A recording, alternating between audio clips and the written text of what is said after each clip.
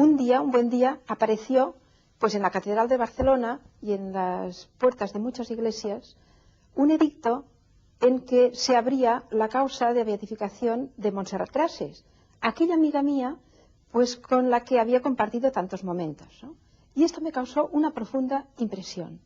Yo en aquel momento caí en la cuenta de que la santidad realmente es algo atractivo, algo accesible.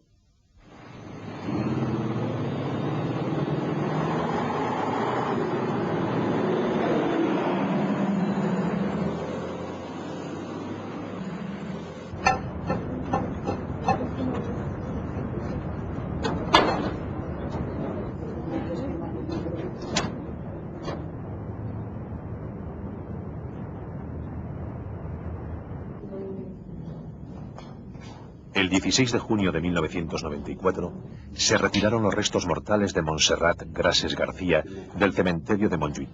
Su destino era la cripta del oratorio del Colegio Mayor Bonaigua. Las personas que acudían a orar a la tumba de Montse Grases encontraron así un lugar mejor para el recogimiento. Montse falleció por cáncer de hueso poco antes de cumplir los 18 años, en 1959. Inmediatamente después se extendió su fama de santidad. Los recordatorios de su muerte eran usados con devoción y al poco tiempo se imprimieron estampas y folletos informativos en los más diversos idiomas. En 1962 la Iglesia emprendió el proceso informativo para su beatificación y canonización. Cada vez son más las personas, especialmente gente joven, que acude a su intercesión. Montse Grases es la primera mujer del Opus Dei Camino de los Altares.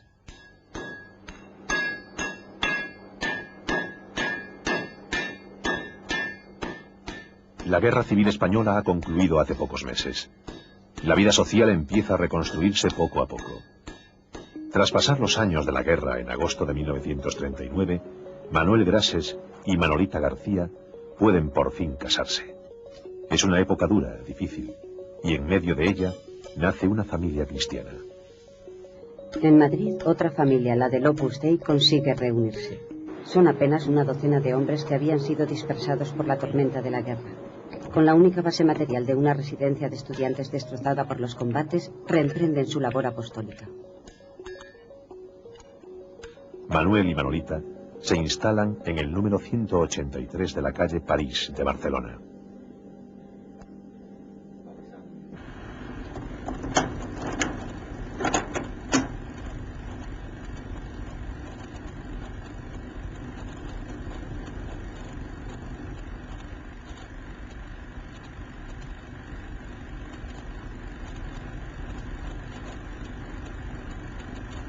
Gracias a la afición del señor Grases a la fotografía y el cine, se conservan valiosos documentos gráficos en los que aparece su hija Montse.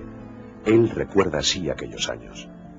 Estuvimos convencidos de que coincidíamos en todo y que estábamos dispuestos a formar una familia cristiana, fue posible, y aceptar los hijos que Dios nos mandara. Pues ya la pedí en matrimonio, me dijo que sí.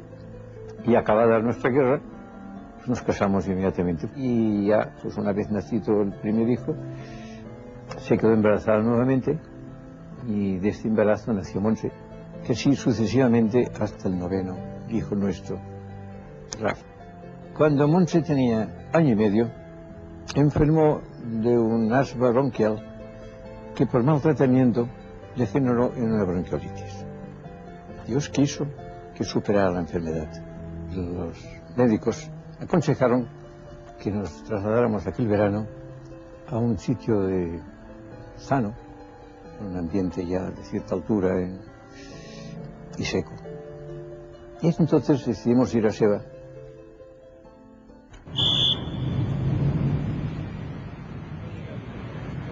Montserrat Grases García nació en Barcelona el 10 de julio de 1941. Era la segunda de 9 hermanos. El hogar de los Grases era un hogar cristiano, en el que los padres irradiaban a su alrededor de manera natural la fe que practicaban. Desde muy pequeña, Montse aprendió a rezar antes de acostarse esta sencilla oración: Dios mío, haznos buenos, a Enrique y a mí. La oración fue incrementándose según crecía la familia. Dios mío, haznos buenos a Enrique, a Jorge, a Ignacio, a Pilar, a Crucina, a María José, a Rosario, a Rafa y a mí.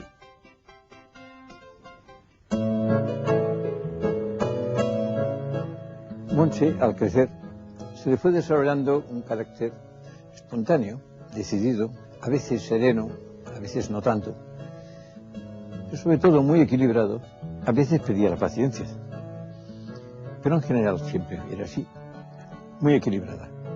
Y siempre, desde luego, siendo muy alegre. A Montse le gustaban todos los deportes. Era deportista por naturaleza. La infancia de Montse transcurre sin especiales problemas. Salvo las enfermedades, Montse vive sus primeros años feliz, en un ambiente alegre y de gran confianza. Todos los recuerdos de esa época son sencillos y entrañables, propios de cualquier familia cristiana de clase media. Un día Montse llegó a casa y preguntó a su madre cuál era el significado de la expresión «Bendito es el fruto de tu vientre» del Ave María.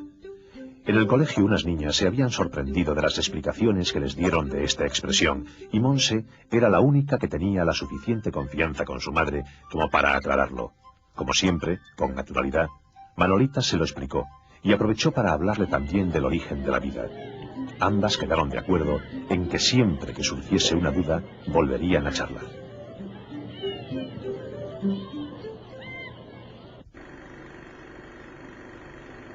Nuestra educación con ella fue exactamente igual que hicimos con los demás, procurando cumplir lo mejor posible como padres. Claro, yo no hice nada para que Montse fuera santa, pero sí que notamos en ella pues una mejora en sus cualidades.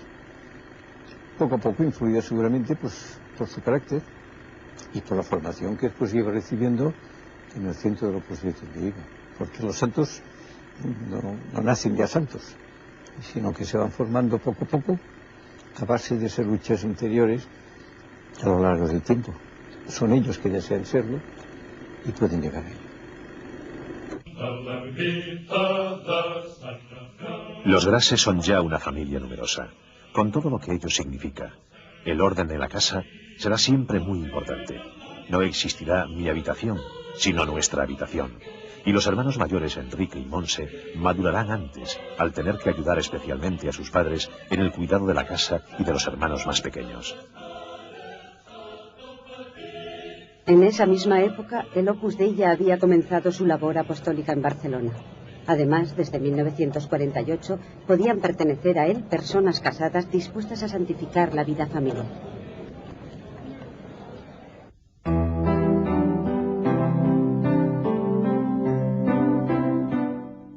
En 1946, Montse comienza su etapa escolar en el Colegio de Jesús María de San Gervasio. 4 años más tarde, sus padres se ven obligados a matricularla en el internado del colegio, ya que una de sus hermanas cae enferma de poliomielitis y necesita tranquilidad en casa. Sus hermanos Enrique y Jorge son internados en el Colegio La Salle. La época escolar es una etapa muy feliz para Montse. Su carácter alegre y vital le facilitó encontrarse muy a gusto en el colegio, incluso durante el curso que pasó allí como interna. En octubre del 51, los padres de Montse deciden enviarla al colegio de las Damas Negras, que estaba más cerca de casa y podía ir caminando. La niña sintió mucho aquel cambio, no porque estuviese disgusto en las Damas Negras, sino porque era muy feliz en el Jesús María. Nunca les hizo a sus padres la más mínima manifestación de desagrado por este cambio. Comienza así a formarse un importante rasgo de su carácter. Al finalizar segundo de bachillerato, Montse obtiene sobresaliente en música y formación familiar. En las demás asignaturas sus notas oscilan entre notable y aprobado, salvo en literatura, donde tendrá que recurrir a septiembre. A las materias propias del colegio, Montse añade estudios de solfeo y piano, que ese año termina con sendos sobresalientes y una distinción especial. Una actividad que organizan algunas profesoras de las Damas Negras entusiasma a Montse: la catequesis en un suburbio de Barcelona. Montse acude muchos domingos con juguetes, libros y golosinas para las niñas.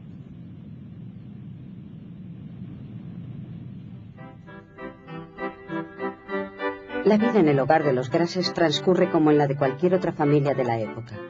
El día comienza con el ajetreo matutino para ir al colegio o a la oficina. Después, Manolita aprovecha la tranquilidad de la casa para realizar las tareas domésticas sin descuidar la misa diaria. Tras el jolgorio familiar de la hora de comer, vuelve el silencio. A las 5:30 se acaba la paz. Merienda, deberes, juegos, risas, cenas, rezos y a dormir. Solo entonces Manuel y Manolita disfrutan de un momento tranquilo para intercambiar impresiones sobre el día. Por entonces instituyen lo que ellos llaman el Consejo Familiar, reunión en la que los hermanos mayores y los padres cambian opiniones sobre algunos aspectos del funcionamiento de la casa. Es en esta época cuando se produce la quiebra del almacén de maquinaria de Manuel Grases. Esta crisis llevará a Manolita a tener que prescindir de la ayuda de una persona para las tareas domésticas. También se verán obligados a vender el coche. Fueron unos años marcados por la austeridad, pero que enseñaron a los niños a valorar las cosas en su medida. Por aquellos años, un grupo de mujeres jóvenes se traslada a vivir a un piso en la calle Muntaner, muy cerca de la plaza de Adriano. Es el nacimiento de Llar, un centro llevado por mujeres del Opus Dei que ofrecía diversas actividades para chicas jóvenes. Pepa Castelló nos habla de esa época desde su residencia en Italia, donde vive hace décadas. Y era un pisito pequeño, porque era al inicio, a los principios de Barcelona, ¿no? Y allí venían muchas chicas también para la formación espiritual que el Opus Dei da. Íbamos muchas chicas allá, que era un piso en la calle Montaner muy pequeño, y íbamos fundamentalmente a recibir medios de formación que daba el Opus Dei allí. Como era un sitio muy pequeño, pues estaba... Las pocas habitaciones que existían siempre estaban llenísimas, el oratorio se usaba para muchas actividades, meditaciones, distintos grupos. La vida de Llar en estos comienzos no es fácil, y estas mujeres que empiezan la labor del Opus Dei en Barcelona pasan muchas penurias, si bien las chicas que acuden por allí no advierten todas las dificultades. Bueno, pensábamos hacer un regalo y que les iría bien. Me dice, ¿sabes qué? Una cesta de Navidad lo que nos iría bien. Yo pensaba, pues muy bien, para Nadal, de turrón, champán y tal. Dice, pero iremos a comprarla juntas. Y entonces nos dijimos a las leonesas y ella, tantos de arroz, tantas judías, chocolate, galletas. No era la típica cesta de Navidad, sino era proveer la despensa de alimentos de lo más, vamos, imaginaos lo que es, ¿no? Los Grases sienten cada vez más profundas sus raíces cristianas. Por eso, cuando Manuel conoce el Opus Dei, se siente atraído por esa forma de vivir la vocación cristiana. Al poco tiempo, Manuel Grases pide la admisión como miembro supernumerario de esta institución de la Iglesia. Lo que Manuel cuenta a Manolita empuja a esta a tratar con algunas mujeres del Opus Dei y a asistir a un retiro espiritual. Más tarde, también Manolita solicitará formar parte de la obra.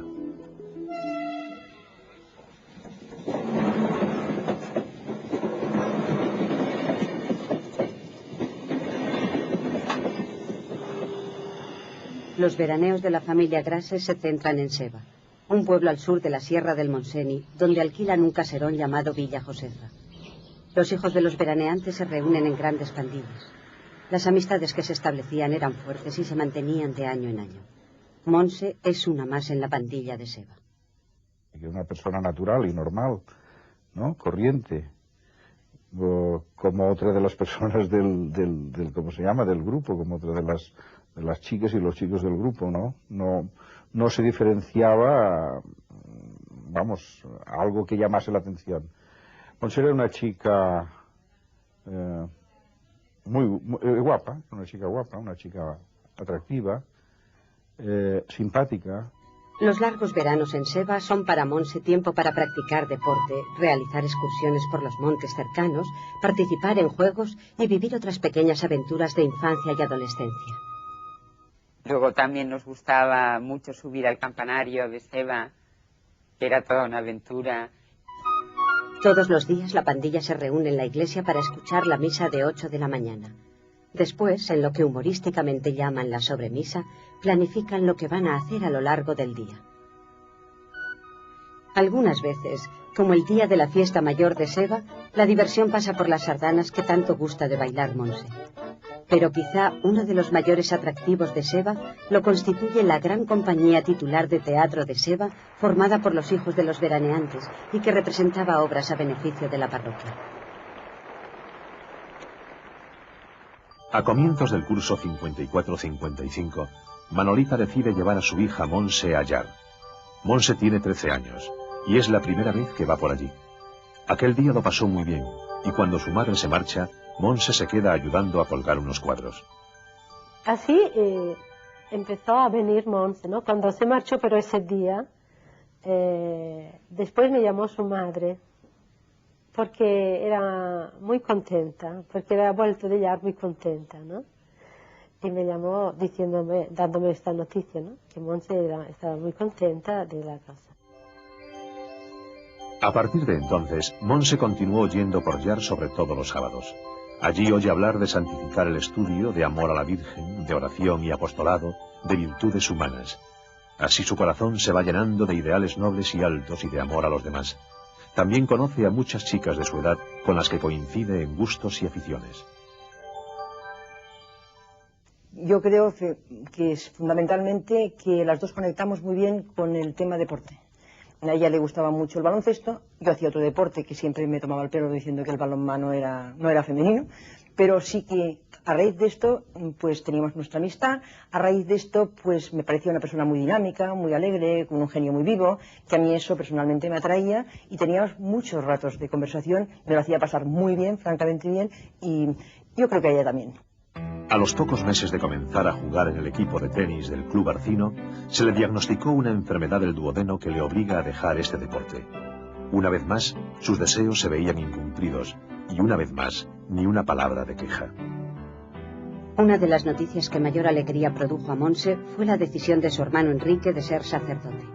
Su mejor amiga, Ana María Suriol, ya fallecida, recuerda cómo Montse hablaba de su hermano con cariño y admiración, y cómo al comunicarle a ella la noticia le dio un abrazo y se le saltaron las lágrimas de alegría.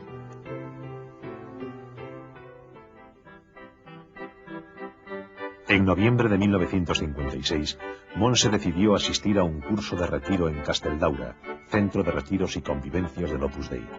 Ya antes le habían propuesto acudir a alguno, idea que Montse había rechazado. Para Montse, esta experiencia supuso un fuerte impulso espiritual. Me decía, reza, un acordado pidiendo pues a la Virgen que venga fulanita a la meditación, o reza al custodio para que venga pronto el tranvía. O sea, a mí me llamó la atención que recurría a medios sobrenaturales con muchísima frecuencia. A mí siempre me quedaba sorprendida diciendo, ay, es verdad, tiene razón, vamos a rezar.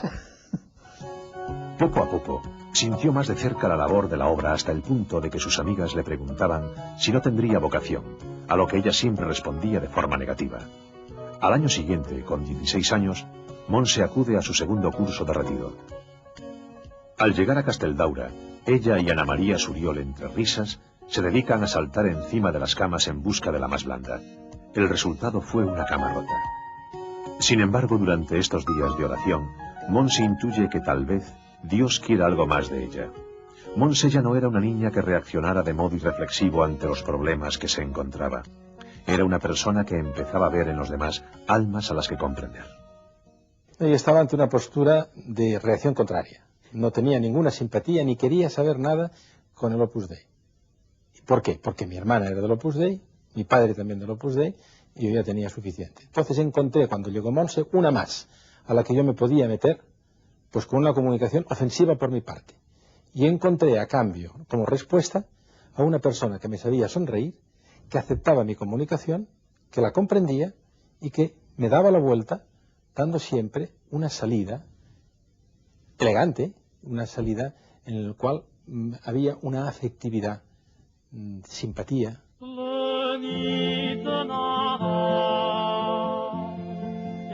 Se acerca la Navidad y en Llar todos son preparativos. Lía Vila, la directora ya fallecida, intenta poner un poco de orden en todo este bullicio, pero Montse tiene una inquietud. Sabe que toda vocación supone abandonarse en las manos de Dios y que esta generosa decisión ha de estar acompañada de la oración propia y de la de los demás. Así lo comentaba con algunas de sus más íntimas amigas.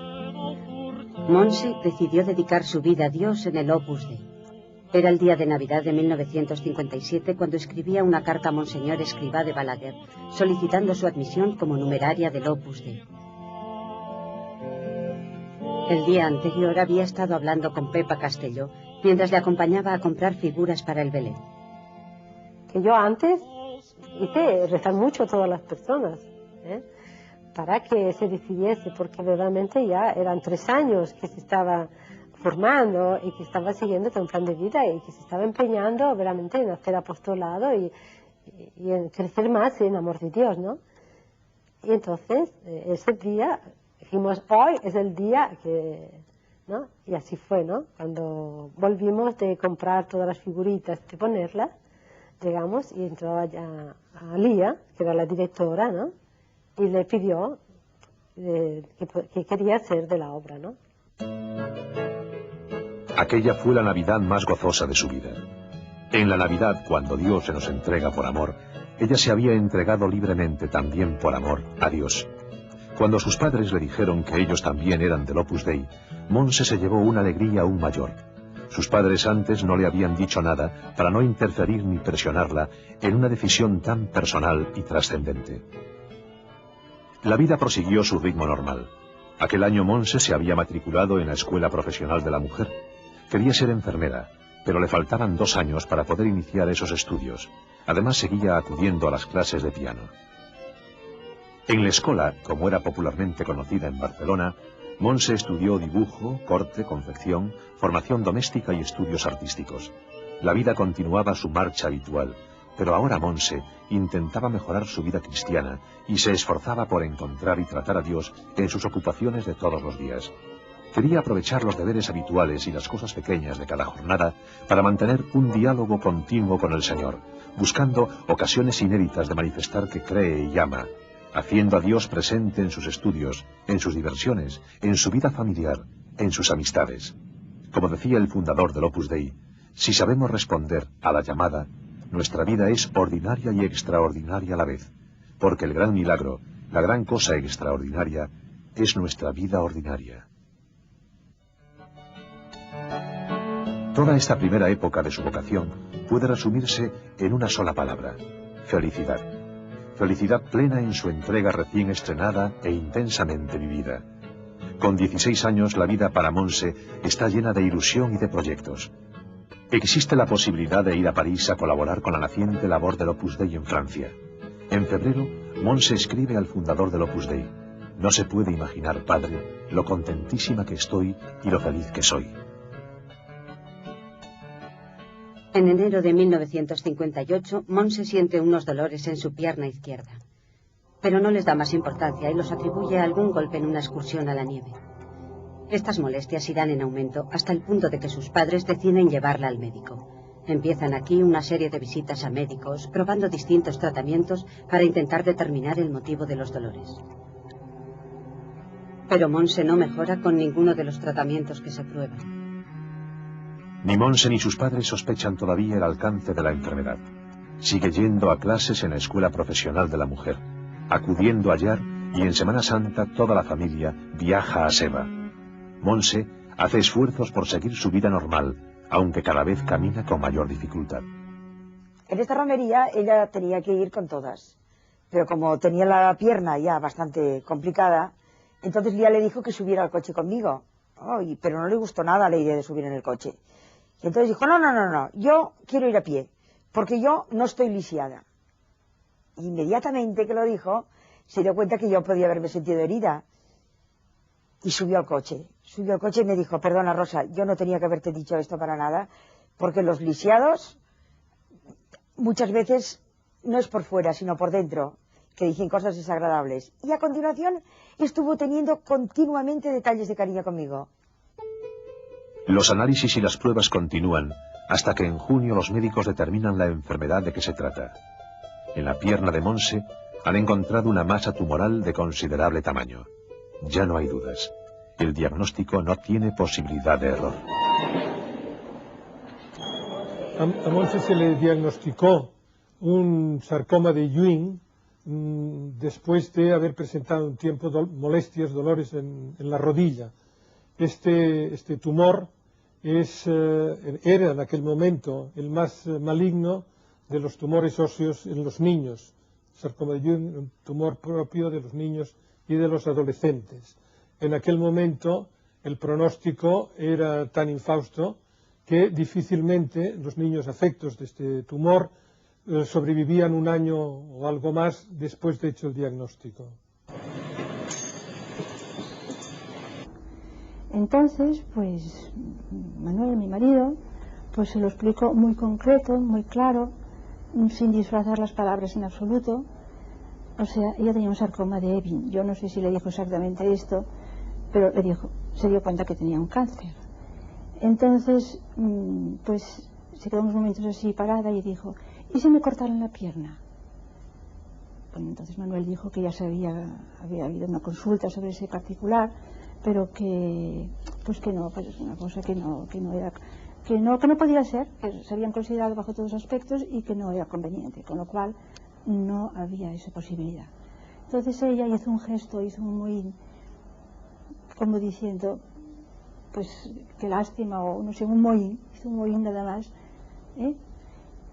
muy gracioso me pareció a mí, pobrina, porque después de decir una cosa así, pues resultaba tremendo aquello, ¿no? Pero ella hizo un mohín, como un gesto, como que decía que mala suerte, algo así, y tal. Salió del cuarto de baño, se vino para la habitación, se arrodilló a los pies de esta virgen que tenemos aquí de Montserrat, y yo no la seguí, o sea que yo esto vi que lo hacía, me quedé con mi marido, y entonces me di cuenta que se metía en la cama. Entonces yo le dije a Manuel, mira, voy con ella porque me parece imposible que después de una cosa así, pues ella sencillamente eso se pusiese a dormir. Y entonces me vine, estaba aquí ella, la empujé un poquito para que me hiciera sitio, y me dice, ¿qué haces, mamá? Digo, pues voy a dormir contigo. Y dice, ¡ay, qué suerte! Así, en ese tono, así jovial, ¿no? Y bueno, me metí con ella en la cama, apoyó la cabeza aquí, y al cabo de unos instantes, le oí que respiraba profundamente. Me di cuenta que se había dormido. Me cercioré de que se había dormido, me quité de ella, la coloqué bien, me marché, y esto fue todo. Todo no, porque yo luego supe que ella, al arrodillarse delante de la Virgen de Montserrat, había dicho, lo que tú quieras. Pues como un día más llegó Monse. Entonces cuando llegó, recuerdo que le dijo, Día, cuando puedas, quiero hablar un momento contigo. Sin más. Ella estaba ocupada con otras personas y fue transcurriendo la mañana, ¿no? Y hacia el final de la mañana, Lía le dijo a Monse, ay Monse, que sé que me querías decir algo. Entonces dice, sí, es que te quería decir que ayer ya mis padres me dijeron lo que tenía y yo no oí más. Pero realmente me quedé bastante impresionada de pensar, hombre, que a mí me parece que lo más normal es haber llegado diciendo, oye, que es que mis padres me han dicho que tengo un cáncer. No, sencillamente le dijo, cuando puedas, pues quiero hablar contigo, ¿no? Durante el mes de julio, se sometió a 30 sesiones de radioterapia. Monse era consciente de lo que el Señor le pedía. Para estar más tranquila, decidió dejar de pedir por su salud y empezó a pedir simplemente que se cumpliese la voluntad de Dios. Fue como un segundo acto de entrega y de amor a Dios. La aceptación del dolor dota a Monse de una gran serenidad y madurez en su comportamiento. Acudió aquel verano por última vez a Seva, donde la vida se desarrolló como todos los demás veranos. Incluso participó en la tradicional obra de teatro que la pandilla representaba a beneficio de la parroquia, aunque sus amigos adivinaban que aquel sería probablemente su último verano. Yo, eso sí que me acuerdo que por la fiesta mayor del verano antes, subí con Monse al campanario el día de la fiesta mayor para ver las sardanas desde allá, que nos gustaba mucho, y estuvimos en silencio todo el rato. O sea, yo también pensaba que quizá era la última vez, o sea, que subía en tal ocasión, y bueno, ella no dijo nada, ni yo tampoco. De vuelta a Barcelona, Monse se matricula de nuevo en la Escuela Profesional de la Mujer, en un curso que sabía no iba a terminar. Quería continuar porque su vocación la llevaba a santificar el trabajo y a no abandonarse en la apatía o la desesperanza. Pero la enfermedad sigue su curso. Monse encuentra muchas dificultades para desplazarse. Ya no puede ir andando de su casa a Llar y necesita el tranvía o en situaciones excepcionales el taxi, pues quiere ocasionar los mínimos gastos posibles a sus padres. Una de las veces, yo entonces conducía una moto con un sidecar y subía por la calle Aribao o por la calle Balmes. Y una de las veces la encontré en la parada del autobús. Suponía, por la hora que era, es que iba a ir allá, igual que iba yo, a la escuela. Y le dije, Monse, ¿quieres subir? Y con mucha gracia me dijo, yo sí quiero subirla, que no sé si te va a subir es esta pierna. Y enseñando la pierna, realmente la tenía ya muy hinchada. Y le costó mucho trabajo a Monse meterse en el sidecar. A ver quién llega primero. Y subíamos los 6 pisos andando. Y recuerdo una vez que al abrir la puerta de Llar, apareció Monse con aquella sonrisa que llegaba. Y llegaba después de haber subido andando con la pierna muy hinchada. ¿Por qué lo hacía? Monse lo hacía para llegar primero. Monse aprovechaba aquella oportunidad que le daban las escaleras, quizá, para ofrecerlo por sus amigas, para acercar sus amigas a Dios. En noviembre, Monse recibe una gran alegría. Surge la posibilidad de viajar a Roma, centro de la cristiandad, donde también podrá conocer al fundador del Opus Dei. Sus padres hacen los preparativos con rapidez. Monse pasará en Roma una semana. A su llegada lo primero que hace es visitar la Basílica de San Pedro, donde reza un credo. Al día siguiente se encuentra con Monseñor Escrivá de Balaguer. Me impresionó ver cómo inmediatamente el padre dio un tono sobrenatural a la conversación. Le dijo enseguida a Monse que tenía que aceptar la voluntad de Dios, pero que él quería que pidiese la curación, si esa era la voluntad de Dios también. Y añadió que ofreciese todos los dolores y los sufrimientos por las almas. Tú le dices, ¿cómo estás? Bien, ¿no? No hablaba nunca de los dolores. Solamente una vez me acuerdo que Encarnita Ortega le preguntó, oye, Monse, pero ¿a ti te hace mal la rodilla? ¿Qué dolores tienes? Y ella le dijo, es como si un perro me estuviese todo el tiempo mordiendo. Siempre.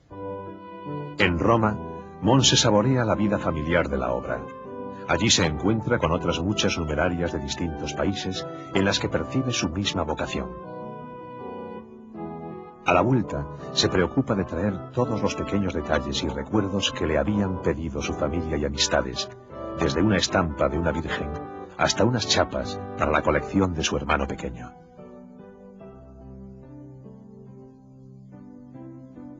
Yo la trataba con mucha naturalidad y espontaneidad, que esto a ella le gustaba mucho, pues porque no me sabía que tenía un cáncer, pero claro, cuando ella volvió de Roma, en ese momento que yo le abrí la puerta, yo ya lo sabía, entonces esa naturalidad se me cortó al abrir la puerta, digo, hombre, aquí, y me quedé así mirándola y rápidamente le miré en la pierna. Ella se dio cuenta perfectamente y quiso como cortar un poco ese hierro con mucha naturalidad y enseguida, bueno, pues me dijo, oye, ¿me acompañas a saludar al Señor? Entonces yo inmediatamente le dije, bueno, aquí no hay ningún señor. Digo, aquí estamos solamente Lía, que está ocupada con una persona, y tú y yo. Y entonces fue muy bonito porque ella, pues el trozo que hay de pecastillo cortito, me cogió, se puso a reír, me cogió se apoyó conmigo, noté que iba mucho más lento, y me estuvo explicando ese detalle, simplemente ese detalle de quién era el Señor. Me dijo, sí que hay un Señor, te voy a explicar, aquí hay un oratorio, y en ese oratorio está el Santísimo, está pues Jesucristo, y aquí esto es que le llamamos el Señor, y aquí es el Señor de la casa, y es el primero que yo quiero aquí venir a saludar, ¿no? En diciembre, Monse ya casi no puede moverse. Sus salidas a la calle son cada vez más esporádicas. Los dolores son muy intensos, pero rechaza los calmantes aunque siente horror ante el sufrimiento. Los calmantes la dejan muy disminuida en sus capacidades y ella quiere estar consciente para poder hablar de Dios a sus amigas. La enfermedad progresa. Permanece en la cama todo el tiempo, en una habitación que le preparan sus padres, donde está permanentemente acompañada por otras chicas. Para las largas curas que le tienen que realizar, son necesarias 4 personas. La pierna de Monse se hincha hasta adquirir el diámetro de su propio cuerpo. Los ataques de dolor son cada vez más frecuentes e intensos. Un nuevo tratamiento que se ensaya con gran esperanza después de muchas gestiones del señor Grases es un fracaso. Le provoca vómitos y un tremendo malestar que dura de 6 a 8 horas después de cada pastilla. Sin embargo, Montse conseguía que las visitas transcurrieran en un ambiente agradable y que sus padecimientos no fuesen los protagonistas. Contagiaba alegría y serenidad desde su lecho. Montse maduraba interiormente a pasos agigantados por el camino del amor a Cristo en la cruz. Un día, en vista de que ella pues iba madurando tan deprisa y todo esto, a mí me parecía que un cambio así pues tampoco era muy normal. Y pensé, pues que tengo que hacerle la pregunta, se la tengo que hacer. Le dije, Montse, ¿tú eres la misma de siempre? Y ella se rió un poco y me contestó, sí, Rosa, yo soy la misma de siempre, pero siento la inminencia de la muerte. Y Montse pues sufrió muchísimo físicamente. Nada más apretaba los labios mientras yo la veía.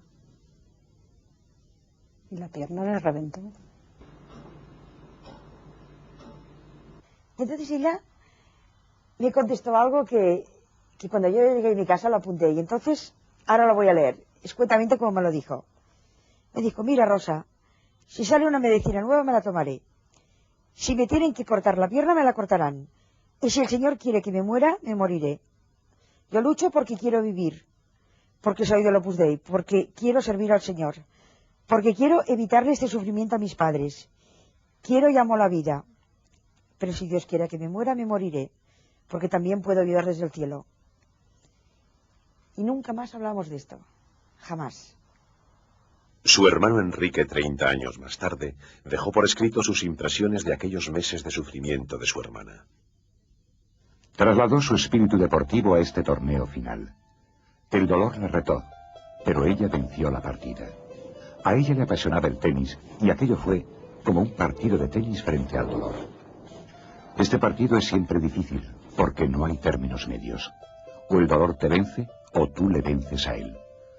Unas personas se dejan ganar por el dolor, y el dolor las destruye, las conduce al odio y a la desesperación, a la rebeldía a veces, e incluso acaban separándose de Dios. Montse tuvo la valentía de mirar al dolor frente a frente, cara a cara y a los ojos. Tú eres el dolor, pensó, pero yo te voy a poder. No podré levantarme de esta cama, pero desde aquí voy a luchar todo lo que pueda. Me voy a servir de ti para ganar. Este dolor me va a servir para amar. Va a ser mi nueva forma de amar. Y convirtió su enfermedad en un instrumento de corredención. Supo dar todo el amor que llevaba dentro, jugando siempre de pareja con el dolor de Jesús en la cruz, siguiéndole todas las jugadas. Ante el progresivo agravamiento de su enfermedad, Montse quiso hacer, el 5 de febrero, su incorporación definitiva al Opus Dei. Fue un día rebosante de alegría. Lo que primero que se nos ocurrió fue, como se acostumbra hacer en los actos alegres y más significados en nuestra vida, pues celebrarlo con un brindis, y con un brindis de champán. Pero lo que no se nos ocurrió es que al ir a buscar el champán yo lo teníamos guardado desde hace muchos años, y sin darnos cuenta pues se nos había estropeado, con lo cual una vez abierta la botella y todos muy contentos nos bebimos aquel champán sin darnos prácticamente cuenta de en qué estado estaba, porque realmente pues, Uno de los deseos mayores de Montse era que sus padres sufriesen lo menos posible.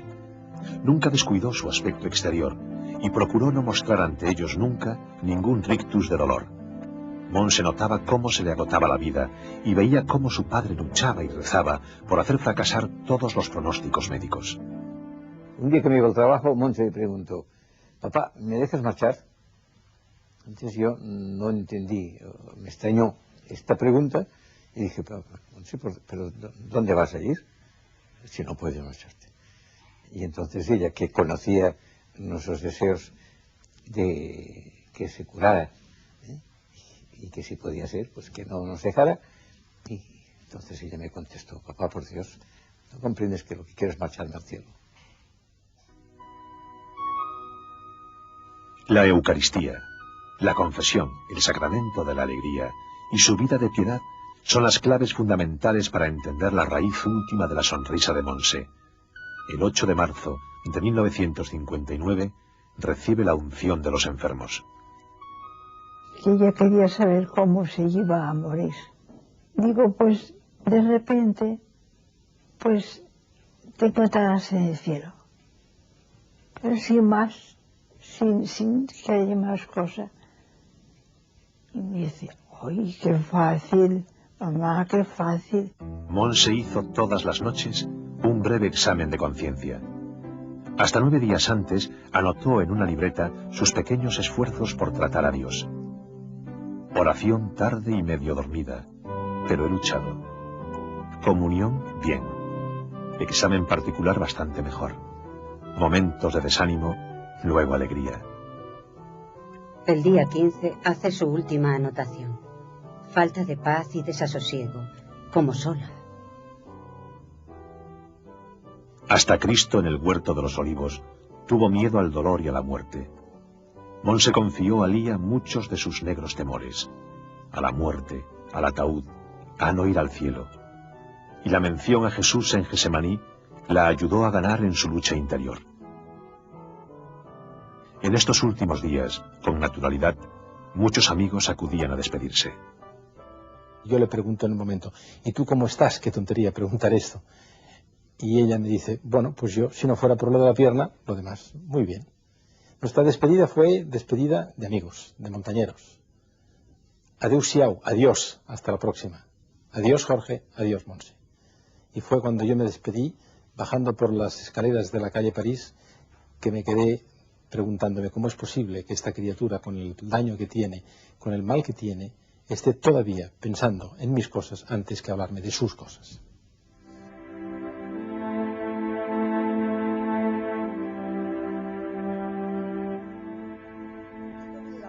Yo iba detrás de su padre, me encontré que su madre estaba un poco como sollozando, como ya Monse ya se había muerto. Entonces su padre inmediatamente, con una serenidad que a mí me dejó impactada, le cogió a su madre y le dijo, ¿no te acuerdas que Monse, que es lo que había dicho Monse, no quería que estuviéramos tristes, ¿no?, cuando se muriera, solamente quería que le dijéramos jaculatorias? Inmediatamente su padre se puso a decir esa jaculatoria de Jesús, José y María, os doy el corazón y el alma mía, Jesús, José y María, asistidme en la última agonía.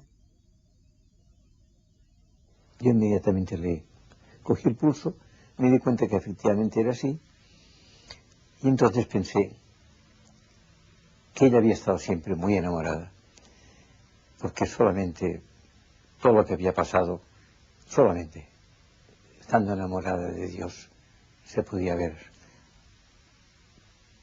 superado.